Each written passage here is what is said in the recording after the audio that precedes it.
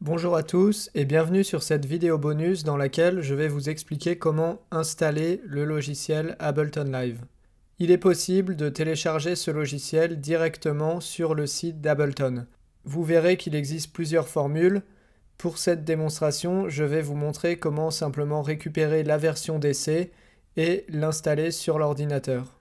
Il n'y a pas une grande différence avec les versions payantes, à part bien entendu le paiement et ensuite la licence à entrer. La démarche d'installation sera exactement la même. Pour cela, il suffit de se rendre sur Internet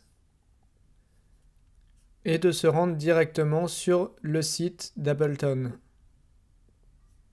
Ensuite, vous avez plusieurs menus, donc dans Shop, vous pouvez trouver les différentes formules de live. Donc par exemple Live 9, ici, et donc la version intro, standard et suite. La version suite est la plus chère, mais c'est aussi celle qui contient le plus d'éléments intéressants, puisqu'elle contient tous les effets, toutes les boucles, tous les samples, etc. Pour avoir simplement la version d'essai, il suffit d'aller dans Try Live for Free, de choisir sur quel ordinateur nous voulons l'utiliser. Il propose Windows ou Mac, 64 bits, 32 bits.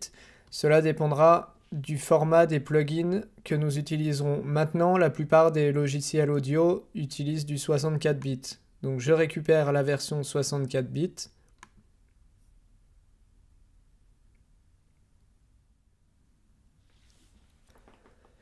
Une fois que le téléchargement est terminé, il suffit soit de cliquer ici, soit de se rendre dans les téléchargements et d'ouvrir le DMG que vous avez récupéré.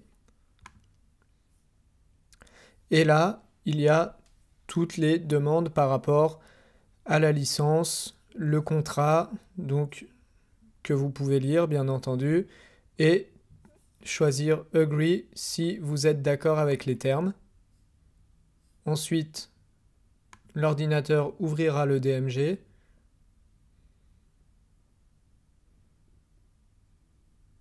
Et il n'y a plus qu'à glisser l'icône de live dans les applications.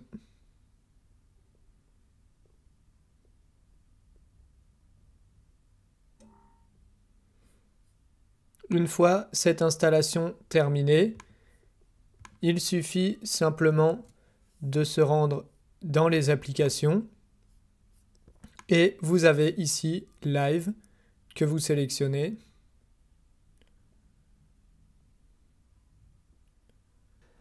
L'ordinateur, par sécurité, vous demandera si vous voulez l'ouvrir puisque l'application vient d'Internet, donc vous pouvez bien entendu sélectionner Ouvrir. Le logiciel s'ouvre alors et vous pouvez commencer à l'utiliser. Il faudra sans doute s'inscrire sur Internet sur le site pour pouvoir finaliser la démarche en entrant votre adresse email et pouvoir démarrer une nouvelle session.